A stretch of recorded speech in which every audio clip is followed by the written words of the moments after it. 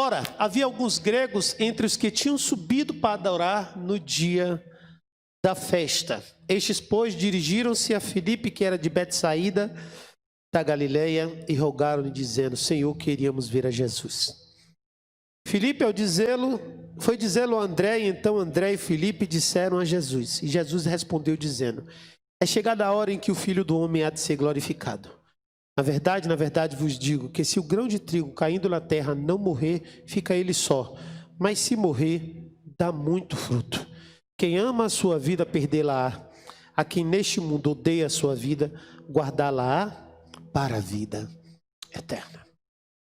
Espírito Santo, tu és ministro desta palavra. Eu sou apenas um canal para a tua instrução. Eu sou apenas um canal para que tu ministres ao coração de cada um dos teus filhos. Te peço nessa noite que tu traga algo que seja transformador, algo que gere em nossas vidas um novo momento, uma nova etapa, que possamos abrir a nossa visão espiritual acerca de quem tu és, acerca de quem e daquilo que nós somos, fundamentado em tua palavra. E não, ó Pai, buscando simplesmente as tuas bênçãos, porque elas acompanham a Ti, elas acompanham os que creem, mas principalmente buscando a Ti, entendendo e compreendendo que Tu és o Deus de nossas vidas, que nos guarda, que nos protege, que nos salva, mas também é aquele a quem nós devemos adorar acima de todas as coisas. Tenha liberdade no nosso meio, tenha total liberdade no nosso meio. Em nome de Jesus, nós te agradecemos pelo teu cuidado. Em nome de Jesus. Amém. Glória a Deus. Eu queria ministrar essa palavra e que você pudesse compreender os aspectos da época, os aspectos que Jesus utiliza aqui, trabalhando com uma linguagem que ele tinha como local, né? Ou seja, o contexto do que as pessoas compreendiam quando ele falava. Porque Jesus aqui, quando ele ministra essa palavra, ele tem um alvo. Ele tem um alvo. E o alvo é quem foi vê-lo simplesmente pelo que ele era. Você vê no verso 20 que a Bíblia diz que alguns gregos, olha só, alguns gregos, pense que Jesus estava em Jerusalém. Jerusalém, ele fica ali mais ou menos na parte mais ocidental da Ásia, na verdade, né? Então, Jerusalém é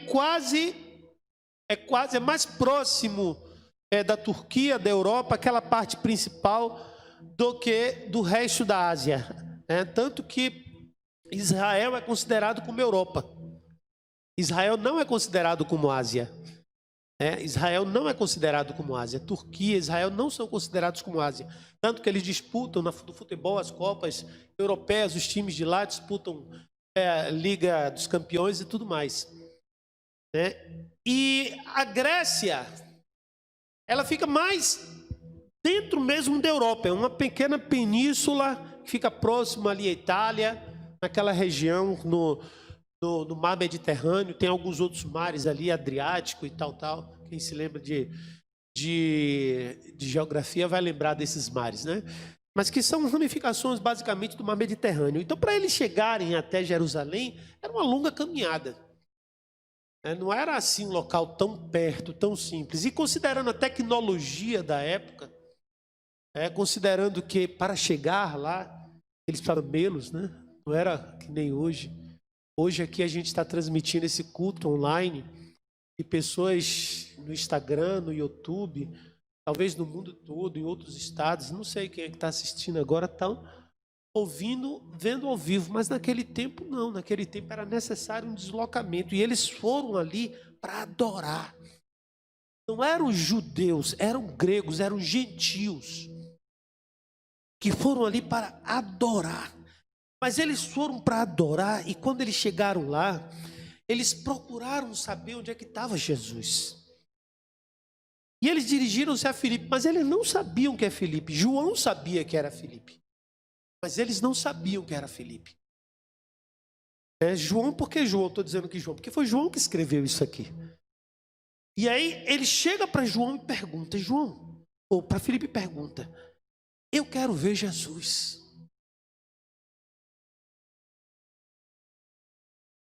E Filipe fala para André, que era irmão de Pedro, e eles foram até Jesus. E Jesus então se vira e olha para eles. Agora imagine a cena, se Jesus estivesse olhando para você aqui agora, nesse momento, e começasse a falar com você. Jesus começa a falar com eles, dizendo assim, na verdade vos digo que se o grão de trigo caindo na terra não morrer, fica ele só. Mas se morrer, dá muito fruto. Eu acho que se Jesus começasse a falar isso com você, o que é que você ia pensar? Não entendi nada. Não é verdade? Jesus, explica esse negócio melhor aí. Explica esse negócio melhor aí. Me dê, abra minha mente aí, que minha mente está tapada, eu não consigo entender o que é isso. Que negócio de trigo é esse? Que papo é esse de trigo? Jesus estava falando, irmãos, uma linguagem da época. Qual era a linguagem da época? Naquela época a economia era essencialmente agrícola. Naquela época não existia esse nível de economia que tem hoje, de tecnologia, de bancos, de petróleo. A Bíblia fala sobre o petróleo, chama de betume. Quem lembra de betume? Antigamente, as praias de Salvador tinha muito betume, não era? Hoje em dia não tem mais não. Levaram o petróleo todo. Mas nessa época não tinha nada disso. A economia girava em torno da agricultura. Aí Jesus ensina uma lição simples. Olha, para que um ramo de trigo dê muito trigo, é preciso que umzinho só morra. Umzinho só morra. Ele estava se referindo a ele ali. Por quê? Porque a essência da missão de Cristo era morrer para que se viessem outros semelhantes a ele. Semelhantes a ele. Porque um grão de trigo, quando é lançado na terra e morre, quando nasce não sei como é que chama, trigueira, não sei se é isso. Um ramo de trigo, né? Ele nasce com o quê? Talvez com centenas, milhares de outros. Jesus estava explicando isso aqui para ele. Porque os homens queriam ver Jesus ali para adorá-lo, mas certamente tinha alguma coisa além disso. Por quê? Porque todo mundo sabia que Jesus fazia milagre. Todo mundo sabia que Jesus fazia maravilhas. Todo mundo sabia disso. E o próprio Jesus também sabia disso. Quer ver? Abre aí João capítulo 3. João capítulo 3, versículo, acho que é o 22.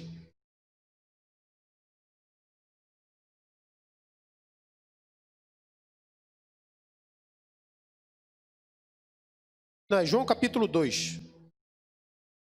É 2.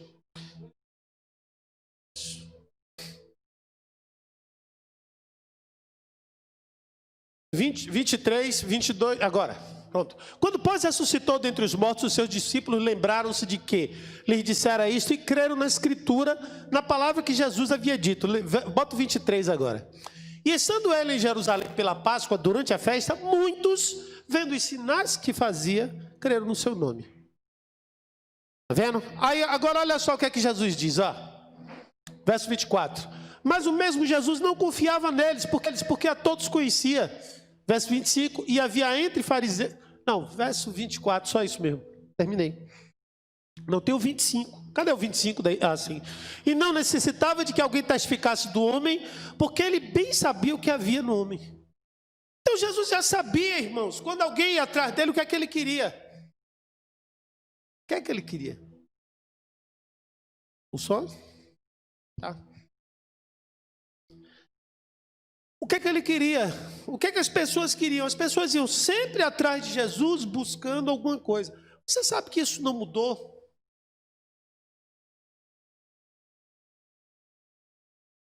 Isso não mudou. Observe que os locais, as igrejas que mais enchem são as igrejas que estão cheias de milagres. Mas será que é só isso? Será que é só isso? Será que o nosso relacionamento com Deus é só isso? Milagre é importante? É. Milagre Jesus faz? Faz. Milagre deve acontecer? Deve. Mas isso é o mais importante. Será que isso é o mais importante? Será que se nós estivermos atrás de Jesus por causa dos milagres, como é que vai ser naquele tempo? Olha, Jesus, ele fez tanto milagre, irmãos.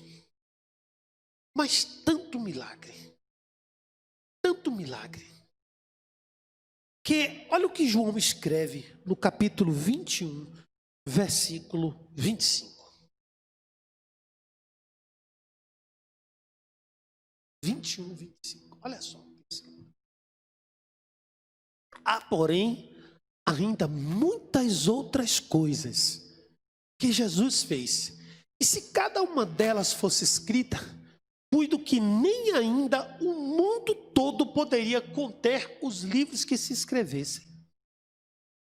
Meu Deus. Quer dizer, a gente não tem nem relatado tudo que Jesus fez de milagre. Tem hora que você lê o texto, eu estou fazendo um estudo da Bíblia, que eu estou escrevendo esse estudo, estou colocando slides, estou gravando vídeos e estou colocando numa área de membros, para depois, isso é um trabalho que o Espírito Santo tocou no meu coração para fazer, certo? E quando eu vou lendo o Novo Testamento, a Bíblia diz assim, tem horas que vieram coxos, enfermos, endemoniados, e Jesus curou a todos. É assim que a Bíblia diz. Não fala o nome de quem foi, não fala quantos tinham lá, não fala quem era, nada. Só diz que eram muitos e que Jesus curou todos. Então todos aqueles, diga assim, todos aqueles que buscam a Cristo, Ele opera.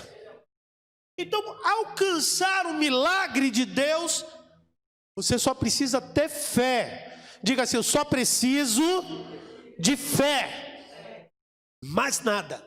Alcançar o milagre de Deus, a gente só precisa de fé. Só. Pastor, mas fé não é muita coisa? Irmãos, depende do que você chama de muita coisa. Ele disse, o próprio Jesus disse, que para pegar um monte e mover até o mar, só isso. E a Bíblia diz assim em Romanos 12:3, diga aí, bota aí Romanos 12:3. Olha só o que é que Romanos 12:3 diz. Hoje, se você me disser aqui que não tem fé, eu vou te chamar de mentiroso. Vou te provar na Bíblia. Vou te provar na Bíblia. 12:3, olha só. Porque pela graça que me é dada, digo a cada um dentre vós que não pense de si mesmo além do que convém. Antes pense com moderação, conforme a medida de fé que Deus repartiu com cada um. O que que o Paulo está ensinando para a gente aí? Que para cada pessoa, Deus deu uma medida de fé. Você entendeu? Por que que Jesus fala, uma fé como um grão de mostarda é suficiente para mover uma montanha? É porque a fé que você tem é a que você precisa para realizar o milagre na tua vida. Você não precisa de mais fé. Tanto que Pedro tem um trecho na Bíblia, quando Jesus passa por uma moreira e amaldiçoa essa moreira, sabe? A moreira não, figueira. Pedro disse assim, Senhor, aumenta a nossa fé. Aí foi nessa hora que Jesus disse, se tiverdes fé. Sabe por quê, irmão? A gente não precisa de mais fé. O que a gente precisa é, com a fé que a gente tem, acessar o milagre do Senhor. Então, fique sabendo, descubra isso, aprenda isso hoje. Você tem toda a fé que você precisa para realizar o milagre na tua vida. Você tem toda a fé que você precisa para alcançar as bênçãos de Deus. Você tem toda a fé que você precisa para você alcançar o sobrenatural. Você tem toda a fé que você precisa para realizar as maravilhas de Deus na tua vida e para chegar aonde Deus quer que você chegue. Você crê nisso? Diga amém. Então, nosso problema não é fé. O nosso problema, irmãos, é o que Jesus começou a explicar para os gregos. O nosso problema é cumprir em nós o propósito de Deus para nossas vidas. O nosso problema é honrar o que o Senhor fez por nós. Quando ele começa a falar sobre o grão de trigo morrer, ele dá continuidade a um texto que é mais difícil ainda de engolir, não é de entender, não é de engolir. Sabe por quê? Eu vejo crente ainda dizendo que não consegue fazer isso. Eu vi crente, ouvi da boca de crente, meu Deus. E quando eu canto aquela música, quem tenho eu no céu, além de ti, e não há na terra quem eu quero, que diz assim, abro mão dos meus, não canta. Como vai se tornar semelhante a Jesus se não é capaz de negar a si mesmo? Porque, irmãos, quando você trava isso em tua vida, você trava todo o resto. Porque a fé depende, para ela operar em tua vida, da tua capacidade de olhar para o que está vendo e negar.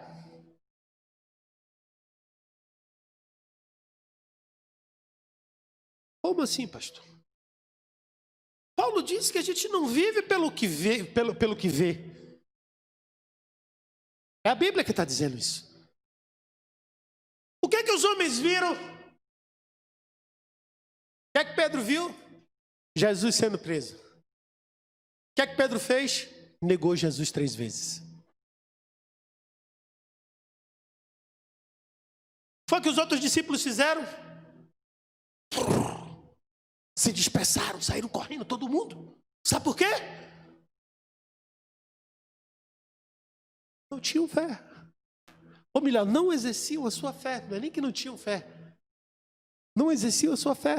Jesus tinha dito para eles aqui, ó. Jesus está dizendo aqui, ó. Vamos ler o texto. Na verdade vos digo, se o grão do trigo caído na terra não morrer, ele fica só, mas se morrer, dá muito fruto. Quem ama a sua vida, perdê-la, mas quem neste mundo odeia a sua vida, guarda-la para a vida eterna. Jesus está dizendo isso aí, e eles estão, sabe como? Amando a vida aqui na terra. Jesus está dizendo isso aí, e eles estão, sabe como? Amando a vida aqui na terra. Preocupados em morrer, preocupados com as circunstâncias. Que nem o povo de Deus aí, todo mundo de máscara, a gente usa máscara, não é obrigado, todo mundo com medo de um Covid. Respeito, irmãos, eu respeito. Eu sei disso, eu respeito e acho que tem que se cuidar. Mas será que é isso? É assim que nós devemos viver? Porque aqui é uma pequena amostra. Esse momento aqui é só uma pequena amostra de como nós somos facilmente dominados pelo medo. Facilmente dominados pelo medo. Facilmente dominados pelo medo. Facilmente dominados pelo medo. Olha, e o medo, ele produz um efeito catastrófico em nossas vidas. A maior parte das pessoas não atentam para isso. Mas tem um texto, por favor, querido. Vou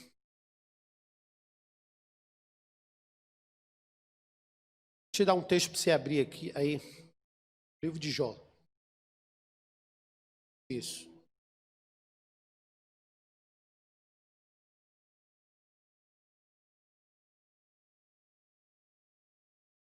Livro de Jó.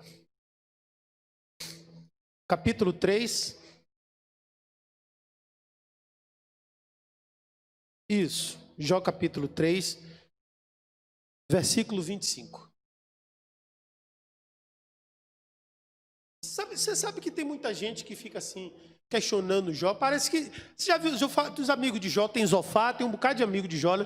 Ficava questionando que Jó pecou, que não sei o que, que não sei o que. E Deus disse que Jó era reto, íntegro, temente a Deus, e homem igual a ele não havia na terra, não é verdade?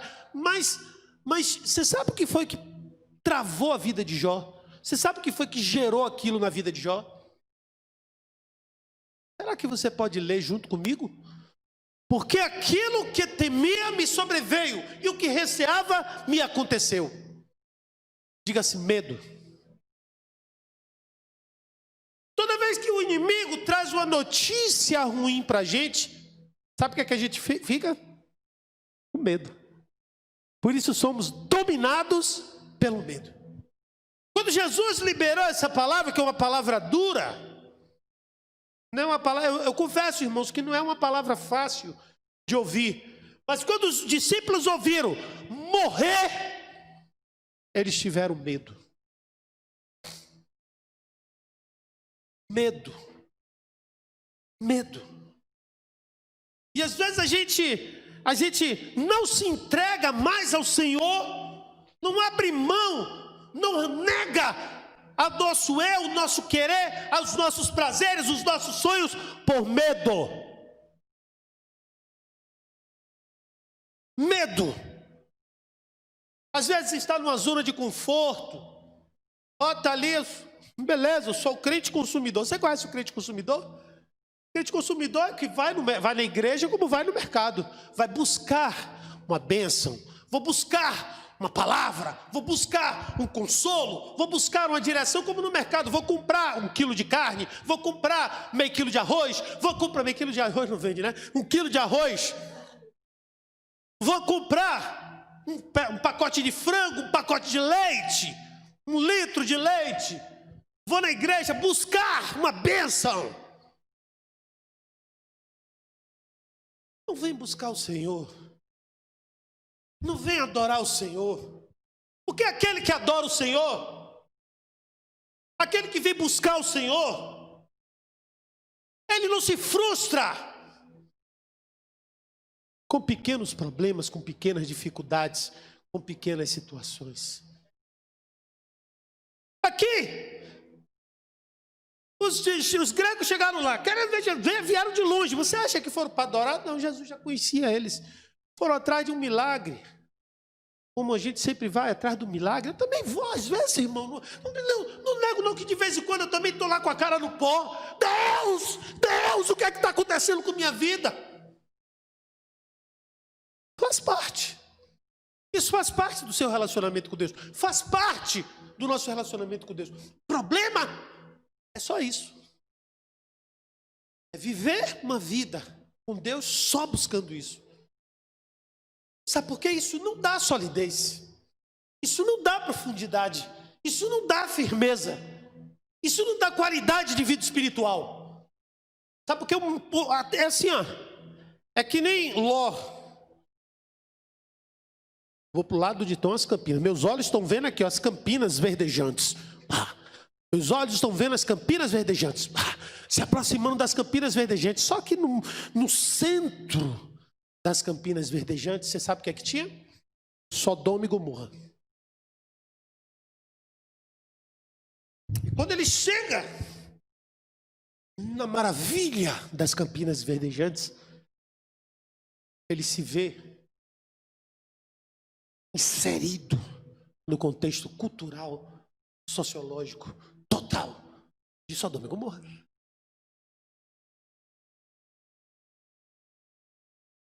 Ele vai abrir mão? Sabe por que não dá para abrir mão? Vou explicar a você. Comecei a fazer um trabalho na internet agora, que eu estou publicando todos os dias de manhã. Se você quiser, você pode participar. No meu perfil, às 7 da manhã, eu faço orações ao vivo. Eu oro. O que é que eu faço? Chego um dia antes, vou em grupos de evangélicos, só grupos de evangélicos, só grupos do Facebook de evangélico, e coloco lá. Você quer receber uma oração? Coloque o teu nome aí embaixo. Deixa eu só aqui dizer aqui quantas, em um grupo só, quantas eu tenho para fazer amanhã. Vou abrir aqui agora, rapidamente. Aqui, tá, deixa eu ver aqui.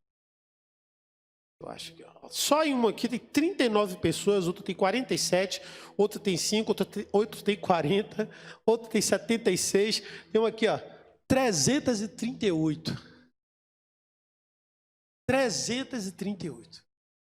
Aí eu pego, anoto tudo, aí chego de manhã cedo, eu abro e oro uma por uma.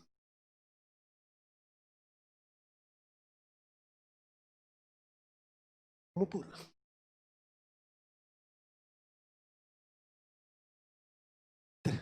300. Eu percebi que eu nasci para isso. Eu me sinto tão feliz fazendo isso. Tá todo mundo dormindo lá em casa, nessa hora. Só a Gabi que está chegando. E ela chega no meio da oração, rapaz.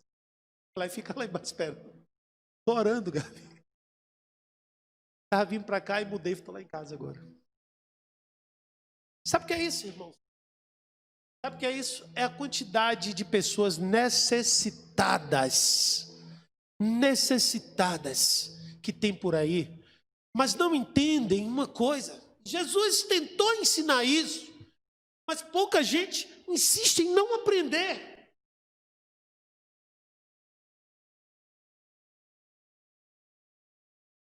Não aprender. Jesus, quando orou e ensinou a orar, como foi que ele disse? Quando orar, orar é assim: Pai nosso que está no céu, santificado seja o teu nome. Venha ao segredo aí. Agora, o que é reino?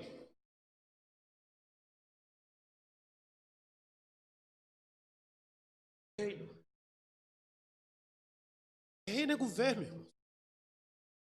Se é governo, significa que você não mais se governa. Se é governo, significa que você não tem mais vontade. Se é governo, significa que você não está mais vivo para o Senhor. Ou para o mundo. Você está agora para onde? Para o reino dele. Venha o teu reino. Segunda parte. Seja feita. É a minha? É a vontade dele. Então, esse é o significado do que Jesus está dizendo aqui. Não é a minha vontade que prevalece.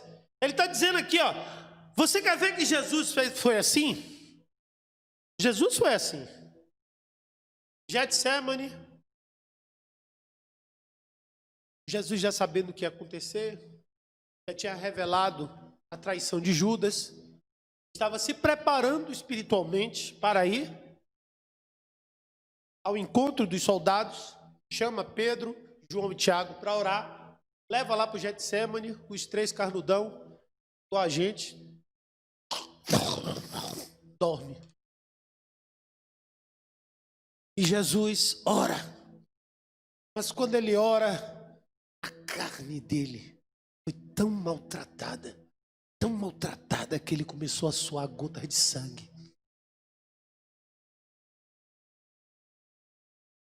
E aí ele diz: Pai,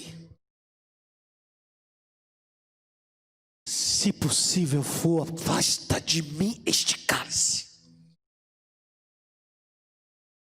mas que seja feita a tua vontade e não a minha.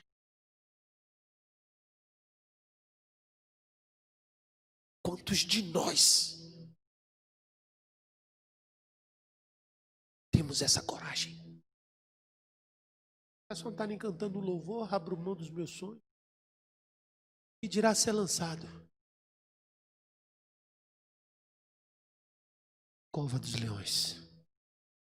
Quanto mais ser lançado, o covil. Jesus nunca mentiu para ninguém. Acho interessante isso, né? Quando Mateus veio seguir ele, chegou para Mateus: olha, as raposas têm covis, mas o filho do homem não tem nem onde repousar a cabeça. Você quer vir? É assim. A gente acha lindo ser crente. Achar lindo, irmão. É só achar lindo ser crente. Achar lindo louvar. E ao partir do pão, os nossos olhos se abrem e reconhecemos quem tu és. Melodia perfeita, toca, emociona. Mas olha, emoção não tem a ver com o espírito. Diga assim, emoção é emoção. Espírito é espírito.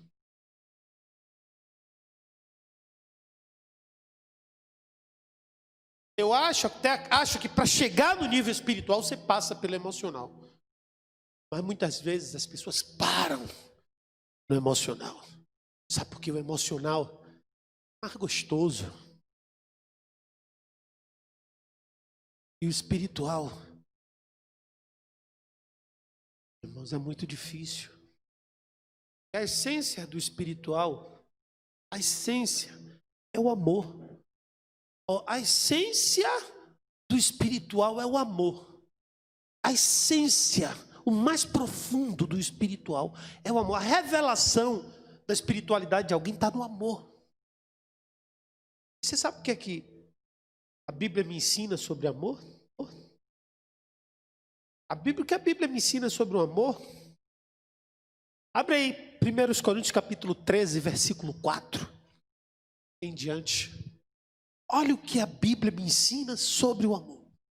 Que o amor é sofredor, que o amor é benigno, que o amor não é invejoso, que o amor não trata com leviandade, que o amor não se ensoberbece. Versículo 5, não se porta com indecência, não busca seus interesses, não se irrita, não suspeita mal, não folga com a injustiça, mas folga com a verdade. Deixa lá. Você entendeu o que é o amor? Tem gente que diz assim, eu amo fulano. Mas se fulano fizer isso aqui para ela... Se ferir os seus interesses...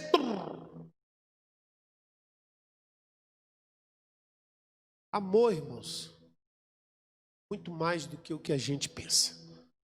E espiritualidade profunda revela amor. O ser espiritual, o homem espiritual é um homem que ama. Aí ele sofre. Você sabe por que ele sofre? Porque a maior parte das pessoas são consumidoras.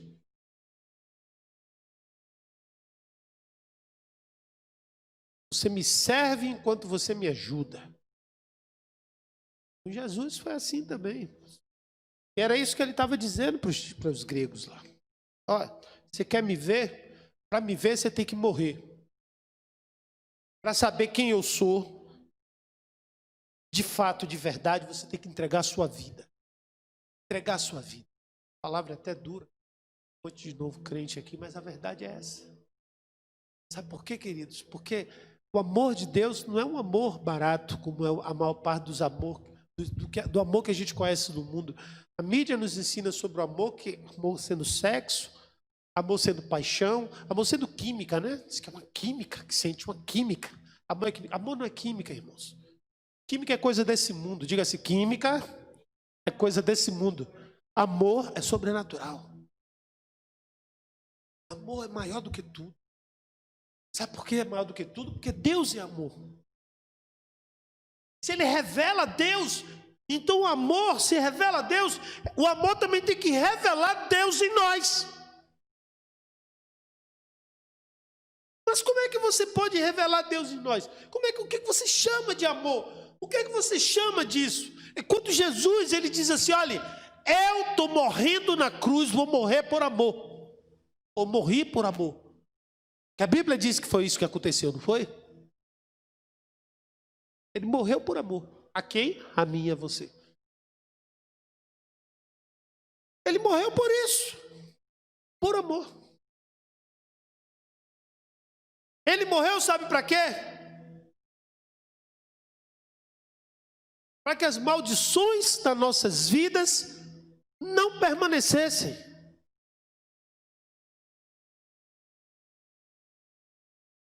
Então, ó, você pode ser bom, você pode ser temente, você pode ser justo, você pode ser correto, você pode sacrificar, pedir perdão a Deus, mas se você continuar com medo,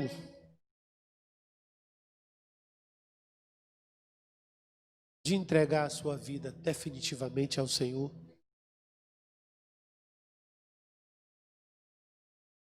aquilo que eu temia me sobreveio. Aquilo que eu temia me sobreveio. Lembre-se disso, irmão. Nossa vida espiritual pode ser superficial. Nossa vida espiritual não pode ser baseada somente em trazer o dízimo. É importante trazer o dízimo necessário, claro que é, protege nossa vida financeira, protege nos ajuda a organizar a nossa vida, as nossas finanças. Você sabe que a principal função do dízimo é essa, né? É te ensinar a se organizar. E todo mundo que tem as finanças organizadas prospera. Isso é o principal. O sobrenatural vem depois. O sobrenatural não vem antes de você dizimar. O sobrenatural vem depois de você dizimar. Quando você dizima, você tem que se organizar. Deixa eu ver. Deus, minha renda é 10 mil reais. Glória a Deus, aleluia.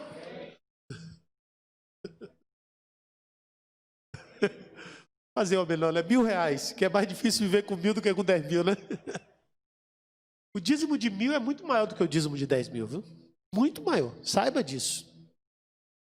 Porque o dízimo de 1.000, certo, faz muito mais falta do que o dízimo de 10 mil.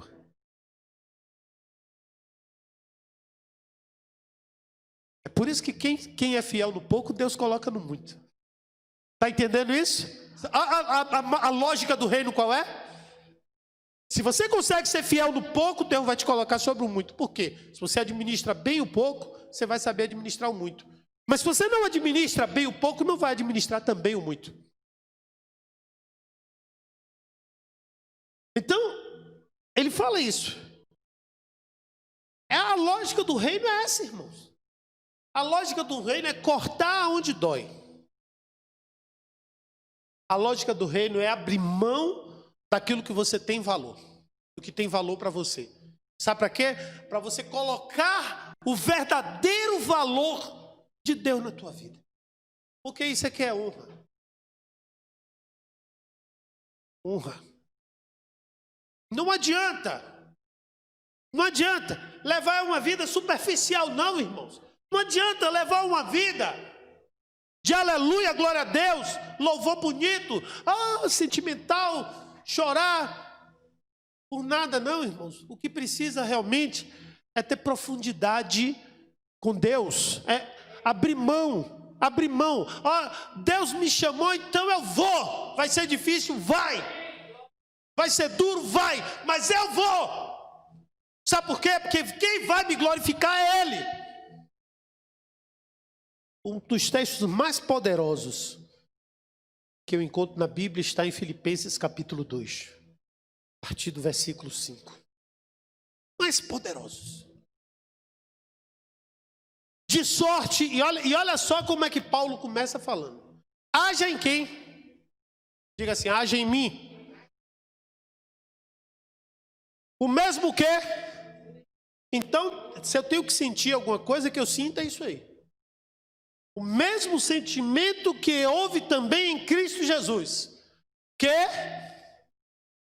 sendo em forma de Deus, não teve por usurpação ser igual a Deus, mas a si mesmo de nenhuma reputação, tomando a forma de servo, fazendo-se o quê?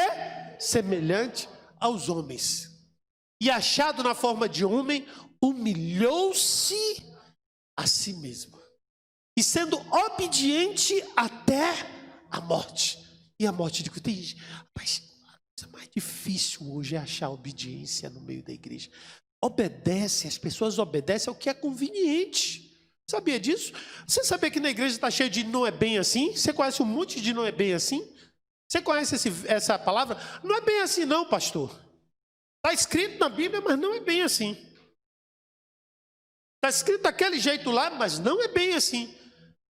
Está lá colocado, mas não é bem assim. E como é que é, meu filho? É do jeito que eu achar que eu quero. Sabe o que foi que Saul? Você sabe Saul? Quem sabe quem foi Saul aqui? Posso contar quem é Saul? Posso falar um pouquinho da história de Saul? Só vou falar uma historinha de Saul. Saul uma vez recebeu uma ordem de Deus. Ordem. Vai lá no rei Agag, uma malequita, que eu me lembrei que no deserto eles se interpuseram contra o povo, contra o meu povo na conquista da terra prometida. Certo? Não deixaram que eles andassem. E foi uma luta tremenda. Agora eu quero que você pegue o exército de Israel, que é poderoso, é maior do que o deles, e eu estou com vocês. Vai lá e elimina tudo, mata tudo, destrói todo mundo, não deixa ninguém vivo. É até esquisito isso, Deus falar isso. Mas não é só matar todo mundo, não. Mata todo mundo, mata o gado dele, mata os porcos dele, mata as galinhas dele, mata os filhos dele, mata tudo, extirpa eles da face da terra. Porque os amalequitas representam, irmãos, aquilo que nos impede de alcançar a promessa no Senhor na nossa vida. Aí Saul vai lá, quando chega lá, quando ele viu o Zebuzão lá, devia ser até aquele Angus, né? Os gadão que tinha lá, os Angus bonitão. Ele, pera aí, Agag era o rei, né? Vamos fazer um acordo aqui, eu mato todo mundo aí, mato as mulheres tudo aí, os filhos tudo, mas esse gado deixa aqui. Para que você quer, Saul? Vou sacrificar o Senhor. E não matou Agag. Não matou Agag, não. Agag era o rei, viu? Deixou Agag vivo. E deixou os gados. Sabe qual foi a desculpa dele? Esse gado aqui eu vou adorar o Senhor. Tem crente que usa desculpa de adorar a Deus para fazer coisa errada, para desobedecer a palavra.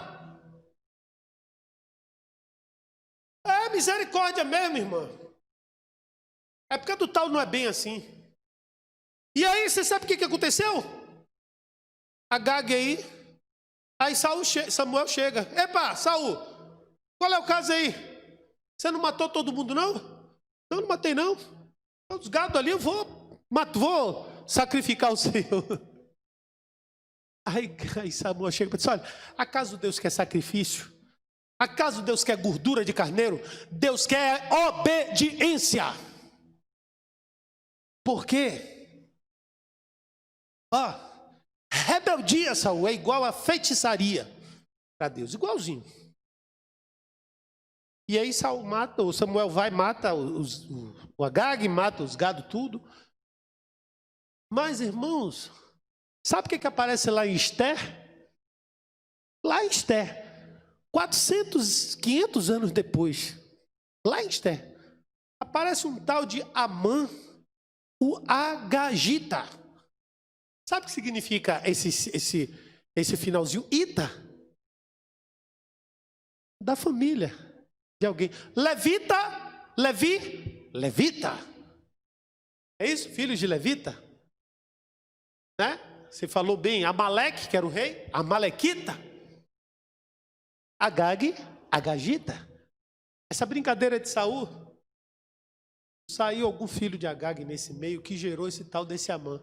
E era por isso que esse Amã tinha tanto ódio do povo de Israel e queria destruir o povo de Israel.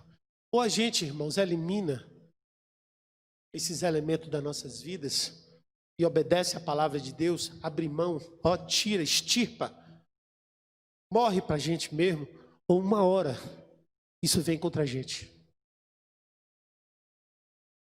Dá para entender isso? Então a gente não pode, irmão. É por isso que não é só ser Salvador, ele tem que ser Senhor também. Diga assim, irmão, Jesus, além de Salvador, ele é principalmente Senhor.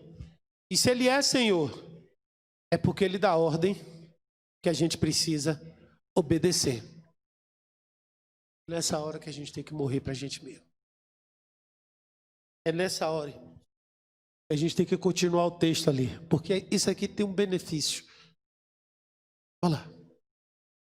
Por isso também Deus o exaltou soberanamente e lhe deu um nome que é sobre todo nome. Continue. Para que ao nome de Jesus se dobre todo o joelho que estão nos céus e na terra e debaixo da terra. E toda língua confesse que Jesus Cristo é o Senhor, para a glória de Deus Pai. De sorte que, meus amados, assim como obedeceis, sempre obedeceis, não só na minha presença, mas muito mais agora na minha ausência, assim também operai a vossa salvação com temor e com tremor. Não dá para brincar de ser crente. Não dá para brincar de vir para a igreja, transformar a igreja num supermercado. Consumir, eu vim aqui buscar uma bênção, não reconhecer quem o Senhor é nas nossas vidas, não compreender que nós precisamos estar submissos a Ele, obedecer à sua vontade, obedecer ao seu querer. Sabe por quê, irmãos? Isso só traz benefícios para nossas vidas. Você quer ser abençoado? Fala para teu irmão, pergunta, você quer ser abençoado? Quer ser abençoado? Então obedece ao Senhor, só isso. Não precisa muita coisa. Para de querer inventar coisa no Evangelho. É simples. A palavra ela é simples. O Evangelho ele é simples. A gente só precisa, irmão, estabelecer isso para nossas vidas e começar a ir cortando. Tem coisas na nossa vida que precisam sair. Tem coisas que a gente precisa suportar. Tem coisas que a gente precisa rever, conceitos que a gente precisa rever. Precisamos ser capazes de reconhecer os nossos erros, as nossas falhas. Precisamos estar abertos para a obra de Deus em nossas vidas. Precisamos estar dispostos a abrir mão de sonhos, de projetos, de verdade. De verdade. Deus está me dando essa palavra em cima de Noé. Um dia a gente vai falar mais sobre isso. Não vai ser hoje ainda, não. Porque até que o tempo já não dá, já está em cima da hora. Mas uma coisa você precisa entender. Uma coisa você precisa entender. Não é fazendo o evangelho do jeito que você quer que você vai encontrar a resposta que você precisa. É buscando a Deus pelo que Ele é. Buscando a Jesus. Entendendo que Jesus, Ele quer seguidores que sejam capazes de abrir mão de si mesmos. Abrir mão dos seus projetos, dos seus sonhos, das suas ideias e deixar que Ele coloque no coração a direção. Aqueles que são filhos de Deus são guiados pelo Espírito de Deus. Não são guiados pelos seus valores, não são guiados pelos seus sonhos e projetos. Esses sonhos, eles vêm à medida que você entrega a sua vida para o Senhor. Porque a Bíblia diz que quando o Espírito Santo vier, os velhos terão sonhos e os jovens terão visões. Certo? Então a gente não precisa se preocupar com sonho, com projeto, com nada disso nosso não. A gente entrega a nossa vida nas mãos do Senhor, que Deus vai te dar o melhor sonho dele para a tua vida. Deus vai entregar um futuro brilhante para a tua vida. Um futuro que você vai ser próspero, bem-sucedido em tudo. Mas não baseado no que você quer, mas naquilo que Deus tem para a tua vida. Amém? Eu queria convidar o ministério de louvor para aqui, para o altar.